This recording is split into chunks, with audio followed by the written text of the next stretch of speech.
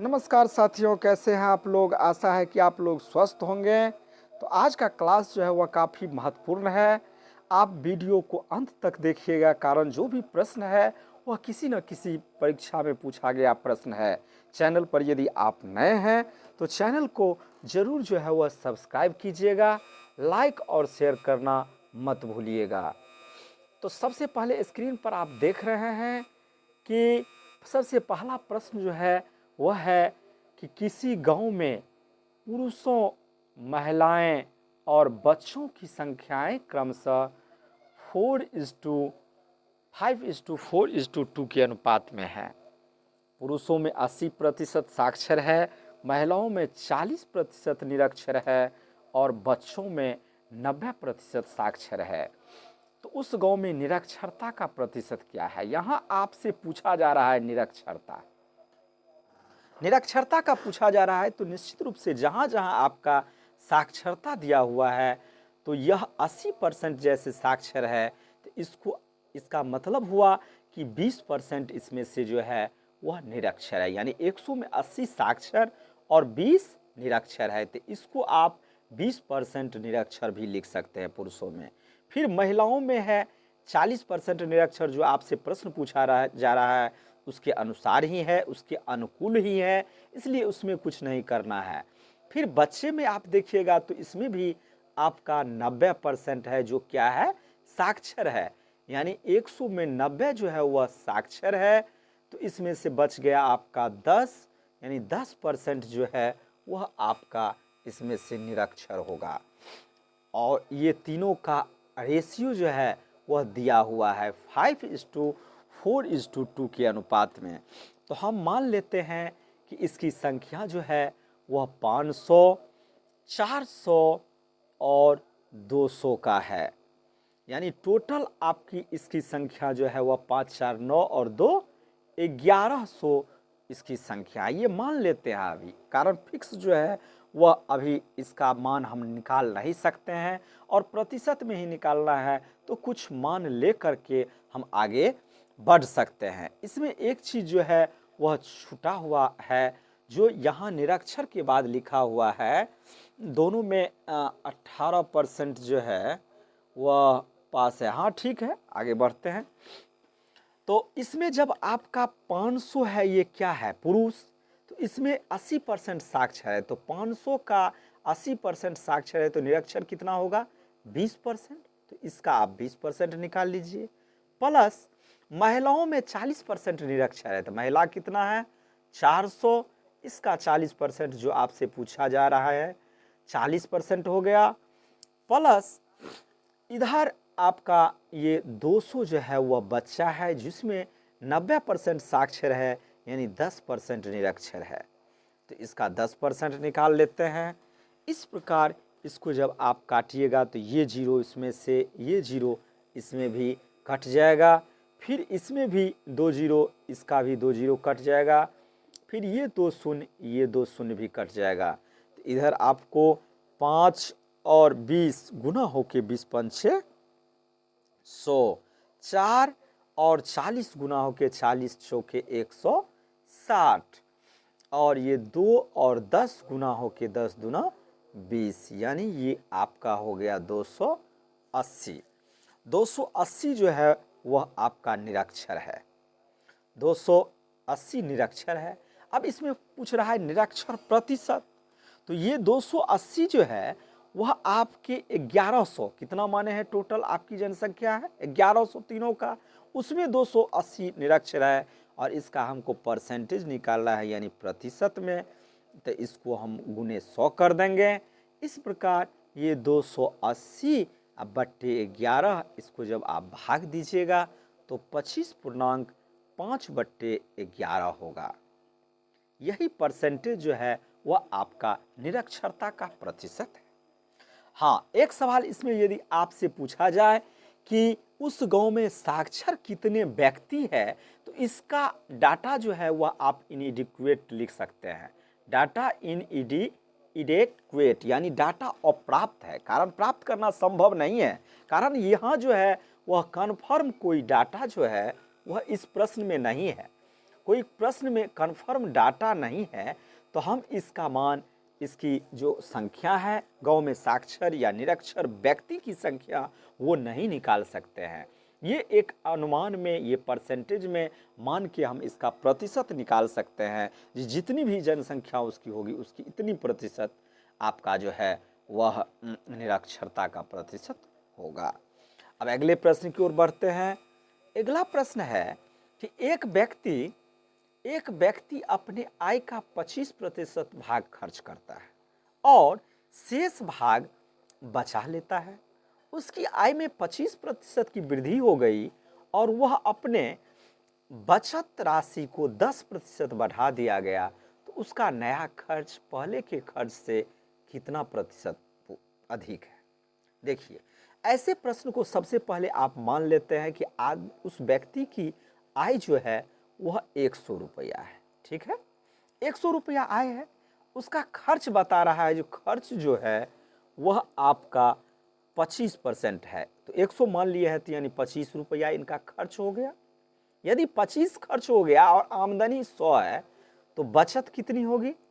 तो बचत जो होगा वह आय में से खर्च को घटाने पर जो बचेगा वही उसका बचत होगा। यानी 100 माइनस 25 बराबर 75 रुपये जो है वह इसका बचत है। ठीक है, उसके बाद अब है कि नया आय। अब इसमें कह रहा है नया आय जो है वह आपका नया आय जो है ना वह 25% बढ़ गया है। यहाँ लिखा हुआ है 25% उसकी आय जो है वह बढ़ गई है। तो पहले मान लिए है 100, तो अब कितना होगा? 100 25%, 100 प्लस 100 का 25% तो 25 होगा। 100 प्लस 25 125 रुपये, ये हो गया नया आय। जब नया आय 125% हो गया है तो अब वह अपने बचत की राशि को 10% बढ़ा देता है। यानी पहले कितना बचत हो रहा था? 75। अब उसकी बचत जो है वह आपका 10% बढ़ गया, तो 75 है ही, और 75 का 10% जो है वह होगा 7.5। इसको जब जोड़िएगा तो ये हो जाएगा 82.5 रुपया। ये इनका बचत हो गया। तो जब आय और बचत पता चल गया तो इससे हम खर्च निकाल लेंगे। खर्च कितना होगा? तो 125 माइनस 82.50, इसको जब आप लेस कीजिएगा तो 42.50 रुपये होगा। ये आपका खर्च, नया खर्च हो गया। ये खर्च एक है पुराना खर्च जो पहले वाला, और ये नया खर्च और नया बचत, ये सभी है। अब इसमें पूछा क्या जा रहा है, यहाँ तक जो कहा उसको मैंने क्लियर कर दिया। अब है उसका नया खर्च। नया खर्च कौन सा है? तो नया खर्च ये है। नया खर्च पहले के खर्च से कितना प्रतिशत अधिक, यानी पहले के रेशियो में आपके देना है। तो नया खर्च जो है पहले कितना अधिक है वो देख लीजिए। तो अधिक बराबर उसमें से पुराना जो खर्च है उसमें से पुराना खर्च क्या कहते हैं इसका, तो पुराना खर्च जो है वह यह तो आपका 25 है और नया खर्च 42 रुपये 50 पैसा है। तो इसका जो है वह खर्च अधिक नए में हो रहा है। तो 42.50 माइनस 25, इसको जब आप लेस कीजिएगा तो 17.50 रुपये होगा, जो आपका ये इतना अधिक है। यानी पूर्व से जो खर्च जो है वह दूसरे नए खर्च में अधिकता के कारण इतना का उसमें अंतर हुआ। अब कह रहा है कि कितना प्रतिशत अधिक है, किसके? पहले के खर्च के रेशियो में। तो ये हुआ आपका इतना अधिक, और पहले के रेशियो में तो पहला कितना है? 25 गुने 100, इसको परसेंटेज में निकालना है। तो 25 चौके 100, अब 17.50 गुने 4, ये कीजिए, ये हो जाएगा 17 चौके 68, 50 चौके 200, यानी 68 और 2 70। ये 70% आपका अभिष्ट जो है वह इस प्रश्न का उत्तर हो गया। आशा है कि आप लोग अच्छे से समझते होइएगा। चैनल पर नए हैं, चैनल को आप लोग सब्सक्राइब जरूर कीजिए, जिससे जो भी मैं वीडियो अपलोड करूं आप तक आसानी से उसका वीडियो पहुंच जाए। अब अगले प्रश्न की ओर देखते हैं। अगला प्रश्न है कि एक परीक्षा में एक विद्यार्थी को 45% अंक प्राप्त हुए और वह 30 अंकों से फेल हो गया। ठीक है। उसी परीक्षा में एक अन्य छात्र को 52% अंक प्राप्त हुए और वह पास अंक से 12% अंक जो है वह अधिक ले आया। यानी जितना पास होना चाहिए उससे 12 अंक अधिक है और पहला विद्यार्थी जो है वह जितना प्राप्त करना चाहिए उससे 30 अंक कम है। पास होने के लिए जितना चाहिए उसमें 45% और प्लस 30 जब हो जाएगा तब उसका जो है वह पास होगा, लेकिन वह 30% कम लाया है। तो उस परीक्षा का पूर्णांक क्या था और पास होने के आवश्यक कितने अंक भी आवश्यक थे, यानी पास होने के लिए कितने अंक आवश्यक है। तो यहाँ आप इस प्रश्न में देख रहे हैं कि फुल मार्क हमको पता नहीं है और फुल मार्क पूछा भी जा रहा है और पास मार्क भी। लेकिन सबसे पहले मान लेते हैं कि माना कि इसको कंपटीशन में इतना लिखिएगा नहीं, ऐसे लिख दीजिएगा माना कि फुल मार्क बराबर x है। ठीक है। अब x है तो पहला क्या करता है कि x का 45% अंक वह प्राप्त करता है, यानी फुल मार्क का ही 45% अंक प्राप्त करता होगा और वह 30 अंकों से फेल हो गया। तो 30 अंकों से फेल हो गया तो यदि 30 अंक इसमें जोड़ देंगे तो ये क्या हो गया, आपका पासिंग मार्क हो गया। यानी जितना अंक प्राप्त हुआ और 30 अंक से फेल हो गया तो 30 अंक यदि जोड़ देते तो ये पास हो जाता। तो ये हो गया। उसी परीक्षा में एक अन्य छात्र के लिए प्राप्त फुल मार्क वही होगा, उसका 52% जो है वह प्राप्त करता है, 52% प्राप्त करता है, लेकिन वह 52% में जो अंक प्राप्त करता है वो 12 अंक अधिक ले आता है। यदि 12 अंक इसको लेस कर देते हैं तो ये भी आपका जो है वह पासिंग मार्क ही होगा। ठीक है। अब इसको गुना कीजिए और x वाले चर मान वाले को एक साइड कर दीजिए और अक्षर मान को एक साइड कर दीजिए। तो जब आप ये 30 जो है वह 30 इधर ही रहने दीजिए, -12 को इधर लाइएगा बराबर के दाहिने बाएं साइड, तो -12 चिन्ह बदल जाता है, +12 हो जाएगा। इसको अब काटिए नहीं, ऐसे ही 100 में रहने दीजिए, बेहतर रहेगा। तो 52x बट्टे 100, ये जब आपको 45x बट्टे 100 इधर जाएगा तो ये प्लस में है तो माइनस हो जाएगा 45x बट्टे 100। ठीक है। इसको जब आप लेस कीजिएगा तो ये 100 एलसीएम होगा, 52x माइनस 45x। ये अब जब इसको जोड़िएगा तो 45, 30 और 12 42 हो गया, बराबर 7x बट्टे 100।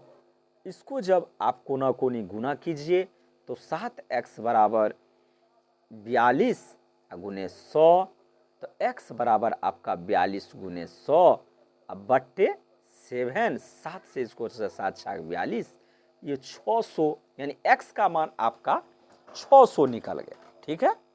x का मान जैसे ही 600 निकला तो आपका फुल मार्क निकल गया, यानी पूर्णांक क्या था इसका उत्तर आपको प्राप्त हो गया।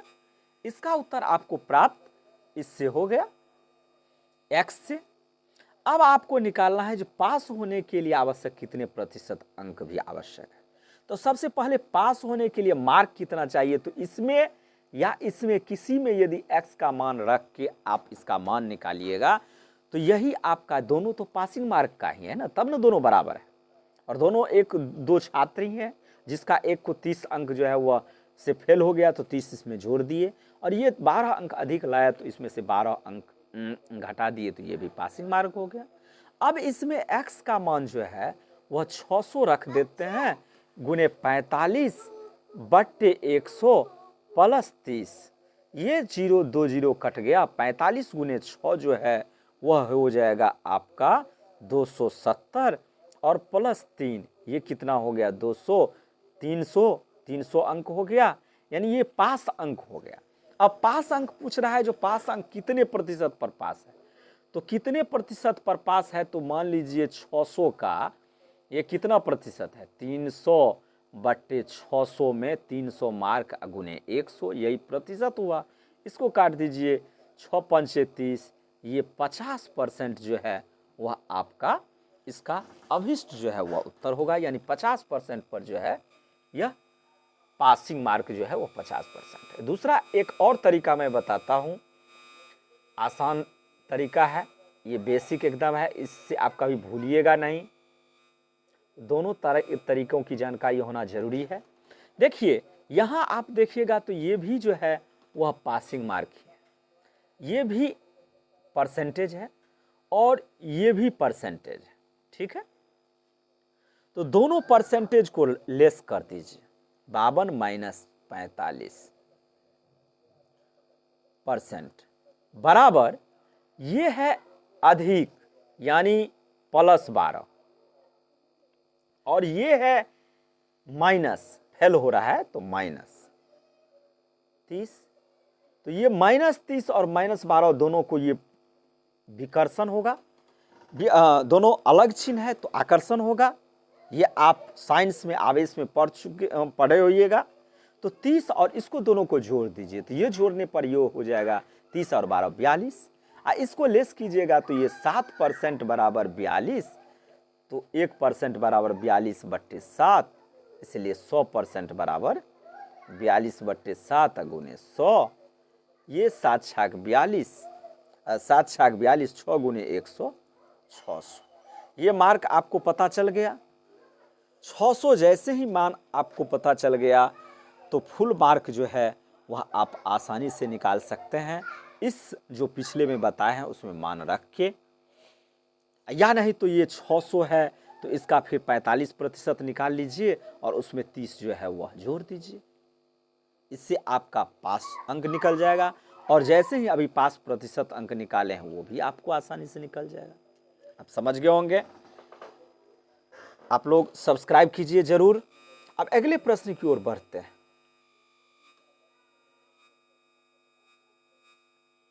अगला प्रश्न है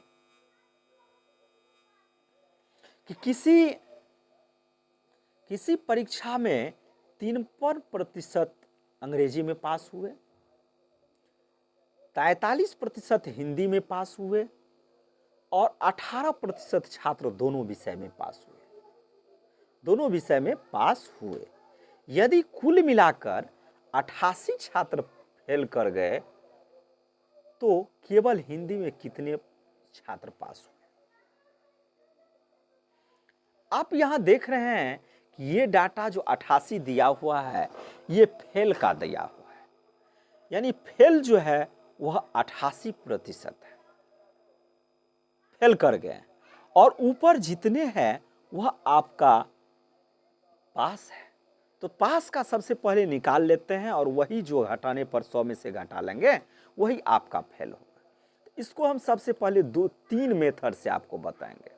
आप लोग ध्यान से देखिएगा और चैनल पर एकदम बने रहिएगा, अंत तक तीनों फार्मूला तीनों मेथड को देखिएगा। जो आपको सहूलियत लगे, जो आपको अच्छा लगे उसको आप एब्जॉर्व कीजिएगा, उसको अपनाइएगा, अडॉप्ट कर लीजिएगा।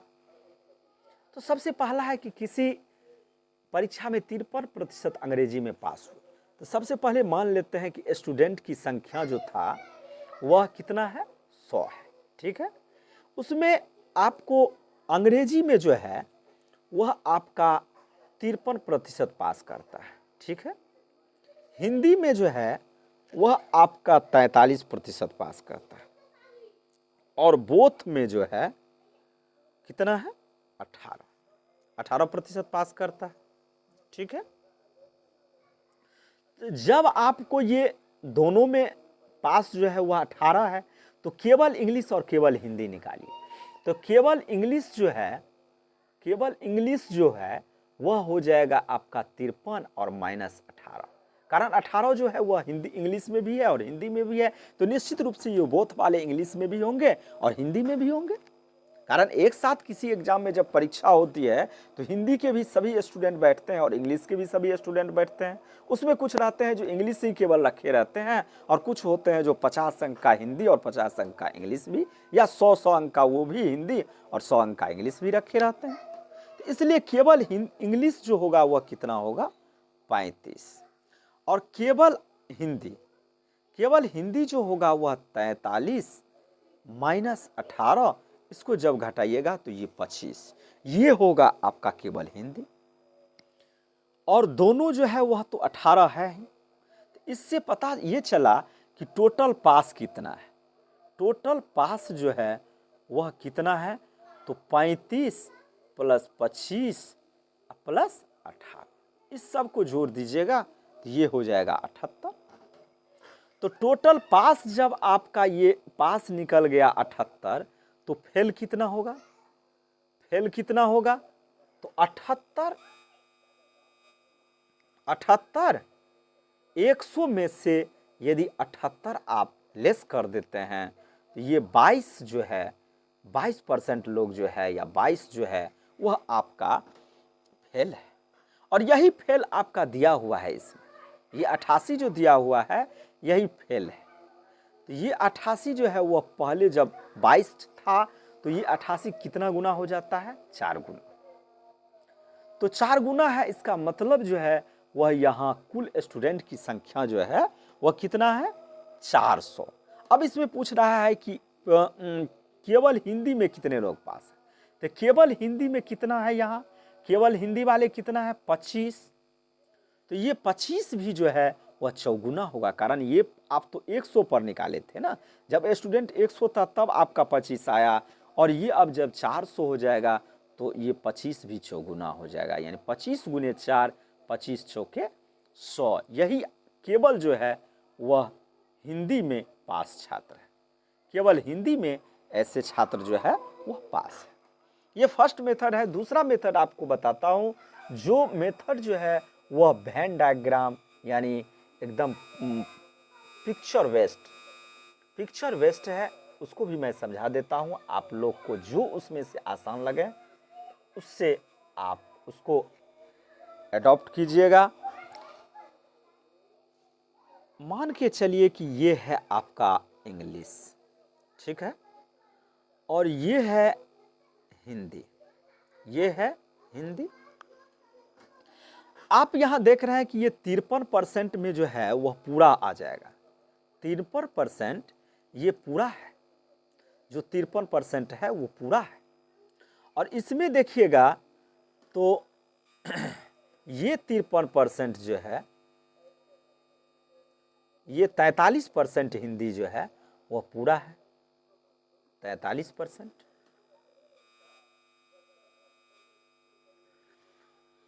और आगे दिया हुआ है कि ये 18% जो है वह इसी में से, ये 18% जो है ये है 18%, 18% जो है। तो ये 18% आपको पिक्चर से स्पष्ट होगा कि ये दोनों में है, इसमें भी है, इंग्लिश में भी और हिंदी में भी है। तो केवल इंग्लिश यानी इसको हम यदि इसमें से छांट देते हैं, जितना ये इसमें से कटा हुआ है, इसमें से भी है और इसमें से भी, तो ये इसको घटाना पड़ेगा। तो 53 में से आप 18 घटा लीजिएगा, तो ये 35 जो है वह इतना का आपको निकल गया, ठीक है। ये तरफ का जितना है ये 35% है। और इसमें भी ऐसे ही जब आप 43 में से बीच के ये जो जितना भाग है 18 ये घटाइएगा तो ये आपका हो जाएगा 25%, ये आपका 25% भाग है, ठीक है। इस तीनों को जब आप जोड़ दीजिएगा, 35 प्लस 18, 18 प्लस 25, तो ये आपका कुल निकल गया, यानी 78। ये कुल जो है वह पास का निकल गया। तो फेल जो है वह कितना होगा, 100 में से घटा लीजिएगा, ये 22 होगा। और यही मान आपका 88 दिया हुआ है। पूर्ववत जैसे ही पहले आप किए हैं वैसे ही उसके बाद का जो भी चीज़ है वह आसानी से निकाल लीजिए। तीसरा आपका मेथड है, third method, union and intersection. N A union B बराबर होता है N A plus N B minus N A intersection B, जो दोनों का है। तो N A means N E मान के चलिए तो 53 हुआ, प्लस एन बी यानी ये 43 हुआ, और minus N A intersection B यानी दोनों में जो है यानी वो कितना है 18%।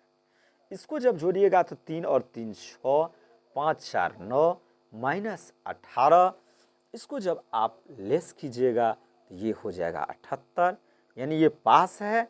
तो फेल कितना होगा 78 में 100 में से 78 घटा लीजिएगा 22, फिर पूर्ववत जो इसमें किए हैं वैसे ही करिएगा। आशा है कि आप लोग समझ गए होंगे।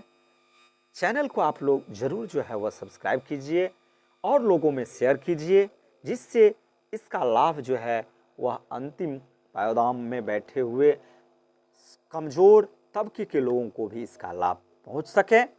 आप लोग चैनल को शेयर, सब्सक्राइब और लाइक ज़रूर कीजिएगा। धन्यवाद।